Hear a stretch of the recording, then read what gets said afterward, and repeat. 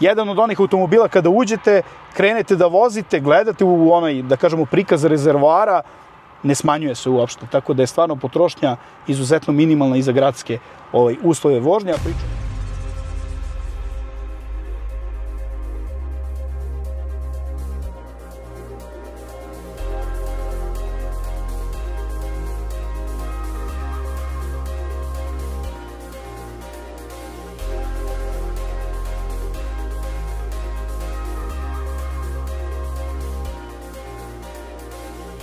Zbog full hibridnog sklopa prosječna potrošnja ovog automobila je oko 5 litra, što mu omogućuje autonomiju do 1000 km. Ja kao i uvek došao sam na pumpu da sipam G-Drive Premium gorivo koje je pravljeno po najvišim tehnološkim standardima za najbolje performanse. Ako kod vas u kući stvari stoje ovako, da se ženi sviđa mali gradski SUV model kao što je Renault Captur, ali ti si muško, nešto bi ozbiljnije kao što je Austral, onda je Renault došao na ideju da ponudi po gabaritima auto koji je između ova dva modela, potpuno novi model u gami Renault Symbios, koji je danas na testu. Radi se o autu koji slobodno možete da smatrate kao produženu verziju Renault Captura. Zašto? Pošto je na istoj platformi kao druga generacija Renault Captura, ali je za 17 cm ukupno duži, tako da je sada ukupna dužina ovog automobila 4 metra i 41 cm. Nudi više prostora u gepeku, više prostora na zadnjoj klupi, zadnja klupa može da se pomera napred-nazad, tako da je idealan za porodicu koja više teži sa automobilom koji je potreban u stvari da bude korišćen u gradu. Što se tiče samog agregata, ovde dolazi sa jednim jedinim, da kažemo, sklopom, u pitanju je full hibridni sklop i tek, kako to Renault naziva, s tim šta je ono što mi se ovde sviđa, to što dolazi elektromotor koji je 50 konja snage i imamo standardni motor na unutrašnje sagorevanje koji je, slušajte, 4 cilindra. 1600 kubika, 4 cilindra. Evo jednog odličnog primjera vraćene kilometraže koja je primećena preko Car Vertical izveštaja i to za čak 100.000 km. Audi A6 iz 2016. godine, jedna od boljih generacija Audijeve A6. 2020. godine vidimo da je auto imao na kilometar satu 244.000 km. Godinu dana posle toga vraćen za 100.000 na 148.000 km i naravno posle uzlaznom putanjom kreće se kilometraža. 2024. kada vlasnik odlučuje da prodaje automobil, na kilometar satu auto ima 200.000, a u stvari je prešao 300.000 pravih. Tako da se ovo vama ne bi desilo, da budete prevareni ili da kupite automobil koji nije u onakvom stanju kakvom vi očekujete. Obavezno iskoristite 30% popusta na svaki Car Vertical izveštaj, najbolja cena Car Vertical izveštaja na Balkanu, što ja volim da kažem, klikom na link u opisu ovog videa ili koristite promo kod Testosteron. Znači nije trocilindraš kako smo navikli da bude kod standardnih ovako zatvorenih hibridnih sklopova, znači imamo elektromotor, imamo standardni motor na unutrašnje sagorevanje koji pritom nije turbo, znači nema, atmosferac je u pitanju, nema turba, 145 ukupno konjskih snaga, 250 Nm obrtnog momenta, neko ubrzanje do 100 oko 10 sekundi, ali verujte mi, to uopšte nije bitno za ovaj model i maksimalna brzina 170 km/h, zato što mnogo lepo radi i ono što sam primetio, eto, od svih ovih hibrida koje sam imao prilike da vozim, najviše štedi energiju, tako da je, kako piše u brošuri Renaulta, negde do 1000 km možete pređete sa punim rezervoarom. Ono što sam ja uspeo na bord kompjuteru da nađem neki podatak potrošnje ovog auta, i ovo je interesantno, ova brava ide gore, tačnije šipka, potrošnja nekako je meni bila isključivo u gradskim uslovima vožnje je oko 5 litra, što mislim da je za masu automobila, 1400 kg je masa ovog Symbiosa, da je i više nego zadovoljavajući za njegove gabarite, naravno. Što se tiče točkova, dolazi tačnije ovo je najviši paket opreme Iconic, dolazi sa 19-inčnim aluminijskim felnama, naziv ovih felni je Pulsar. Ono što se meni mnogo sviđa u ovoj boji je predstavljen Symbios, ne znam koliko možda se vidi, ali ovako na suncu baš se lepo presijava. Mercury Blue ili ti Mercury plava boja je u pitanju. Također u najvišem paketu opreme imate solarni stakleni panoramski krov. Ono što je minus kod njega, kao i kod modela Rafale, Renault Rafale, gledali ste, ima znači onu animaciju koja, tačnije, ono zatamnjenje za te panorame koje onako radi po animaciji, to izgleda dosta atraktivno, ali sve ovako kada je toplije i toplije vreme, kada nemate onu fizičku zavesu, mislim da je to ogroman minus, ali pričat ćemo o tome malo kasnije u toku vožnje. Što se tiče Zadnjeg dela izuzetno dobro, podsjeća me na Mercedesa GLS, prednji je kao Captur, pozadi već nismo videli ovaj dizajn, po prvi put se prikazuje kod Renaulta i mnogo mi se sviđa. Na ključ, tačnije na onu karticu, možete da ga otvorite šutom dole ili klikom na dugme i imate gepek koji je zapremine 490 litara. Prvi minus, dosta je plitak, posebno ovako kada imate dasku koja je tu na njemu, ona može da se izvuče, sad ćete to da vidite, ispod nje se nalazi točak za koji je doplata 250 eura, pravih dimenzija, on može da se odvije i onda kad izvadite dasku dobijate tih svih, da kažemo, 500 litara zapremine, inače ovako kada je daska tu, dosta je plitak, deljiva je zadnja klupa po sistemu 1/3 i 2/3, ono što je dobro, kada privučete 16 cm ima hod ta zadnja klupa, kada je povučete na napred, dobijate 625 litra ukupne zapremine gepeka, što je dosta dobro. Zašto kažem da je dobro? Zato što znajući, da kažemo, kupca koji kupuje ovaj tip automobila, neka četvoročlana porodica koja ima 2 deteta i sada vi imate, evo ja iz iskustva, kad imate malu decu i kad imate dečje sedišta pozadi, slobodno možda snimiš kakav je interijer pozadi, imate Isofix kopče, montirate ta dečja sedišta, nogice kod dece su kratke i onda lagano možete tu klupu da privučete napred kako biste dobili više prostora na zadnjoj klupi, što je dosta okej. Pogledajte ovaj detalj kako je lep, kako je lepo zamišljeno, imamo 2 crtice koje u stvari asociraju na onaj Renaultov znak. Kao i za svaki auto, da vidimo kakav je zvuk otvaranja i zatvaranja zadnjih, prednjih vrata. Nije baš idealno, moglo je da bude malo bolje. Što se tiče zadnjih vrata, materijali, ovdje imamo grubu plastiku, onda ide ovaj grublji štof, ovdje ide ta imitacija kože i još jednom gruba plastika i kao što sam malo pre rekao, neka flašica od pola litra može da stane pozadi. Na prednjim vratima situacija je nešto bolja. Ovdje imamo mekaniju gumiranu plastiku, tačnije ovaj ceo panel je od te mekane gumirane plastike. Grubi štof, opet imitacija kože, podizači prednjih zadnjih stakala, regulacija elektronska retrovizora i u donjem delu takođe imamo tvrdu plastiku, dosta više prostora nego na zadnjim vratima, za neku flašicu od litar i po može ovde napred da stane. Najveći benefit kod Symbioza jeste upravo prostor na zadnjoj klupi. Kada ga poredimo sa Capturom, ima mnogo više prostora za kolena zbog ukupne dužine vozila. Do prednjih sedišta, kao što vidite, ima dosta prostora. Kada se ispravim skroz ovako visoko, za glavu mi fali realno malo više prostora, jeste da imamo opciono panoramski krov, ali čini mi se da i da nema tog panoramskog krova da bi ista situacija nekako bila. Takođe, šta je veliki minus u najvišem paketu oprema Iconic? Prvo, imamo dobro profilisana sedišta, štof na sedalnom i na naslovnom delu imamo taj konac beli i žuti koji onako izgleda dosta atraktivno, ali veliki minus, nemamo naslon za ruku ovde na centralnom delu, tako da pritom nemate ni gde da stavite neku čašu ili flašicu. Jedina ostava za flašu jeste u vratima i to može da stane neka od pola litra. Dobra stvar je što imamo ventilaciju pozadi, što imamo 2 USB-C porta i ovu panoramu koju sam napomenuo, mnogo lepo izgleda ovako kada je sunčan i lep dan, vidi se da ima neko presijavanje, dosta je, da kažemo, svežija kabina unutra i materijal koji mi se mnogo sviđa jeste ovo nebo koje izgleda kao da je neki džins u pitanju, kao da su neke sive farmerke, pa to deluje dosta skuplje. Pozicija sedenja ovde pozadi možda bi mogla da bude malo bolja i u stvari više bi prostora imao za glavu kad malo bolje razmislim, ali najverovatnije je baterija smeštena ispod ovog zadnjeg sedišta, pa tu malo manjka prostora. Dobra stvar šta se Renault setio, koju sam pomenuo malo pre, jeste da ovu zadnju klupu možete da privučete ili odaljite napred-nazad, u zavisnosti šta vam više treba, da li više prostora u gepeku. To je za nekih 150 litara više nego kod Renault Captura. Što se tiče ove konzole napred u kabini, kao što sam već rekao, negde od 2 stuba pa napred, auto identičan kao i Captur, što postoji jedan glavni minus u ergonomiji kod Captura, tako i ovde kod Symbioza. Zašto to kažem?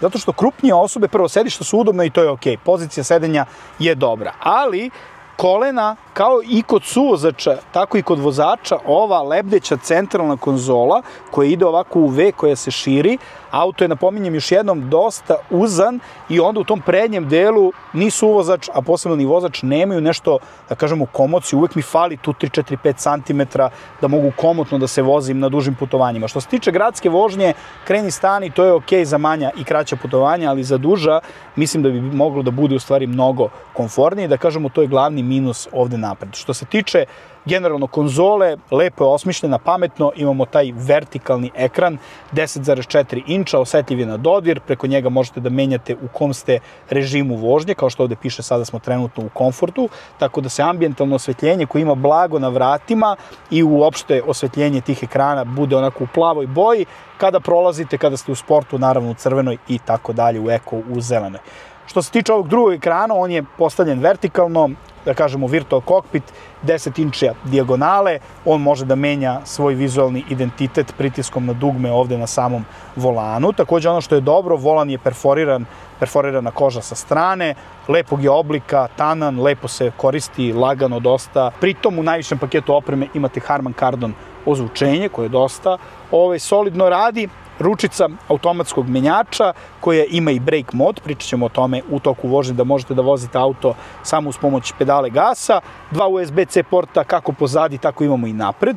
Ovdje imamo ostavu, znači telefon možete da ostavite ovde napred, 2 telefona mogu da stanu, ima još jedna ostava gde može još jedan telefon da stane u gornjem delu, to je za ove punjače sa žicom, i ispod ove lebdeće konzole, tačnije ispod ručice menjača, imate još jednu ostavu za mobilni telefon koja je pritom bežični punjač za mobilni telefon.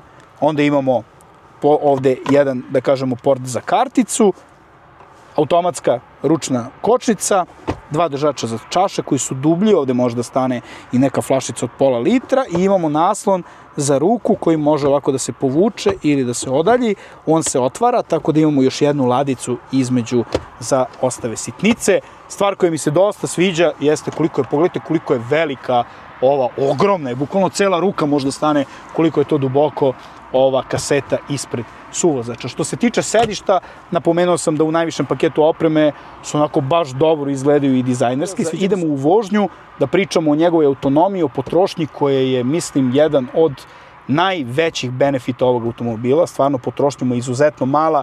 Jedan od onih automobila kada uđete, krenete da vozite, gledate u onaj, da kažemo, prikaz rezervoara, ne smanjuje se uopšte, tako da je stvarno potrošnja izuzetno minimalna i za gradske uslove vožnje, a pričamo o udobnosti i kakav je generalno za vožnju i kakav utisak ostavlja na vozača i putnike. I hajde vidimo kakav je u vožnji ovaj Renault Symbios, full hibridni sklop, 145 konjskih snaga ukupno razvija, elektromotor 50, 95 standardni motor na unutrašnje sagorevanje, nema dopunjavanja strujom, znači sam hibridni sklop to sve reguliše i, da kažemo, softverski reguliše onako kako bi trebalo da bude, kada se pali da bude samo u EV modu, kad uključuje i motor na unutrašnje sagorevanje. Prvo što moram da primetim odmah, eto, vraćam se još jednom, izuzetno niska potrošnja, to je ono što je baš, da kažemo, zahvalno za ovakav tip vozila, ali sa druge strane imate 145 konja, na papiru možda deluje i dosta. Kada auto želite da ubrza,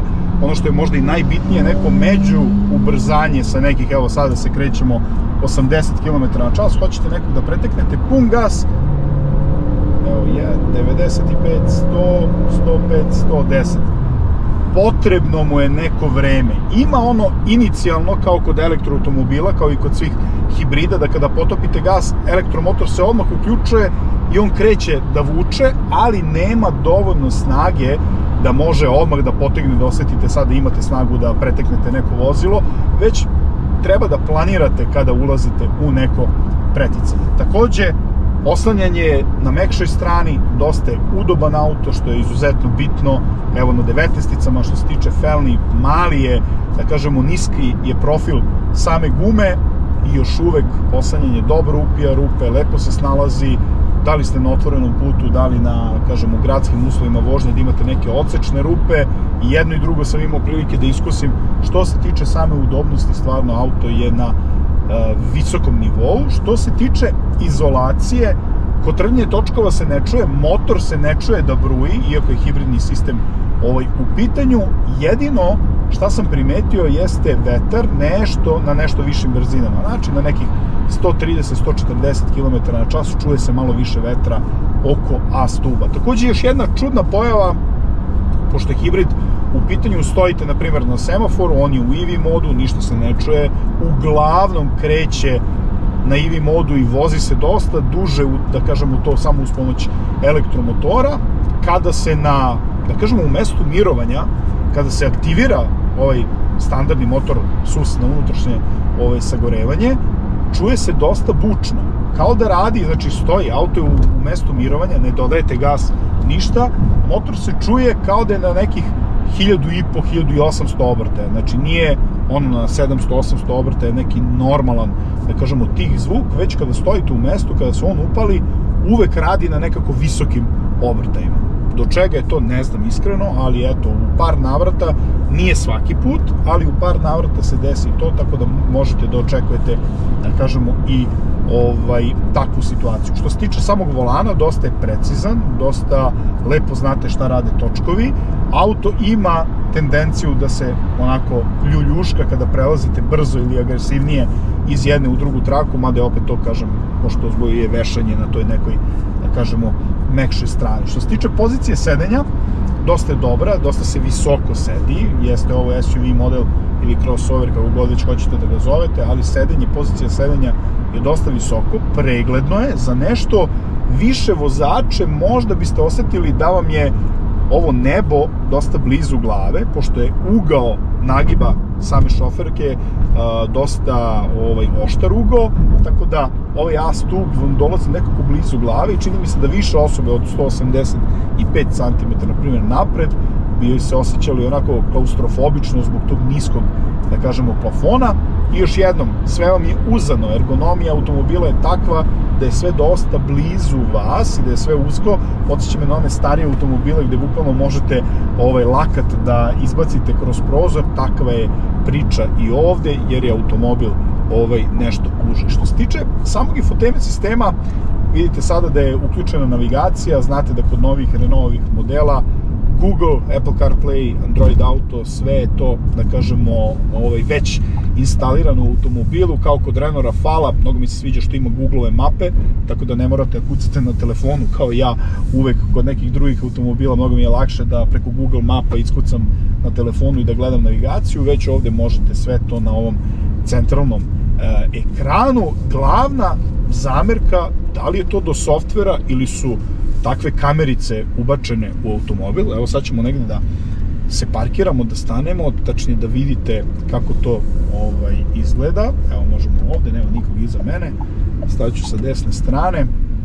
Znači, vi se ovako parkirate, prvo ova ručica menjača mi se mnogo sviđa, mnogo lepo leži u ruci, sad ubacite u rikverc, pogledajte vi ovo, ne znam koliko preko kamere može da se vidi, ali rezolucija kako zadnje, tako i prednje kamere, pošto ima 360 stepeni, vidite ovaj bird view oko automobila, kako prednje, tako i zadnje, blago rečeno očajna rezolucija same kamere.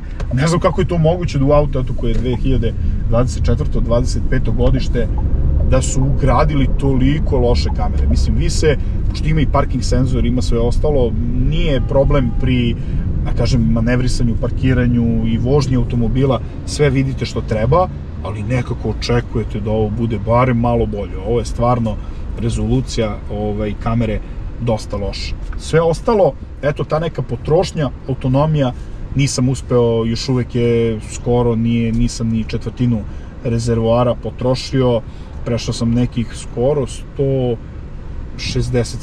km, nije ni, da kažemo, petina rezervoara je potrošena, dosta niska potrošnja i mislim da je to ovo stvarno dobro. Kažem, retko koji hibrid, evo, odmah mogu da ga poredim i sa mojom Hondom Civic, drugačiji je sklop hibrida, ovde i motor, i elektromotor i standardni motor rade, kod, na primjer, Nissana, gde imate onaj e-Power, mislim da se tako zove, i kod Honda je drugačiji sklop, znači motor standardni samo se koristi da bi punio bateriju iz koje ide energija za elektromotor koji pogoni točkove. Ovde i elektromotor i standardni motor se uključuju i generalno ovakvi sistemi gde radi jedan i drugi motor su dosta bučni, nemaju baš najbolju potrošnju. Sve ostale automobile koje sam imao priliku da vozim nije bilo to. Ovde imate 4 cilindra, 1600 kubika, znači veliki je, da kažem, kapacitet motora, 4 cilindra, usklađeno radi, nema brujanja, nema nekog preteranog natezanja, čak i kada potopite papučicu gasa, a posebno kada ga vozite, da kažemo, niskim brzinama. Evo, dobar i krug zaokreta, vidite kako sam lagano okrenuo auto za 180 stepeni. Vraćam se na taj hibridni sklop, Znači, pored te potrošnje, sve toliko lepo upeglano da sa tako niskom potrošnjom, eto, još jednom kažem, prosek kod moje Honde, tačnije gradski uslovi vožnje moje Honde je nekih 6 litara, ovdje za litar manje, da kažemo iste dimenzije automobila, ista, ta nazovimo je Golf klasa, isto prostor, imate iste masa vozila, što je možda i najbitnije za potrošnju, ovdje je nekih litar manje, ovo što sam ja uspeo da primetim. Iako je maleni rezervoar, 50 litara, nije to mnogo, ali sa ovako niskom potrošnjom možete stvarno da pređete, eto, kažem, u brošuri Renaulta piše 1000 km, da li je to istina ili nije, ali kažem, po svim ovim parametrima deluje mi da jeste istina i sve to onako u dosta udobnoj kabini. Tako da, eto, to je bilo to što se tiče testa novog Renault Symbioza, auto koji je, još jednom kažem, po gabaritima veći od Captura, manji od Australa, dizajnerski sigurno simpatičan, sigurno dopadljiv auto, posebno kad imate ovako neku lepu i atraktivnu boju i atraktivne 19-inčne aluminijumske ferne. Ako vam se video svidio, ne zaboravite da lajkujete, šerujete, subscribe-ite kanal obavezno i vidimo se u sledećoj test vožnji. Pozdrav!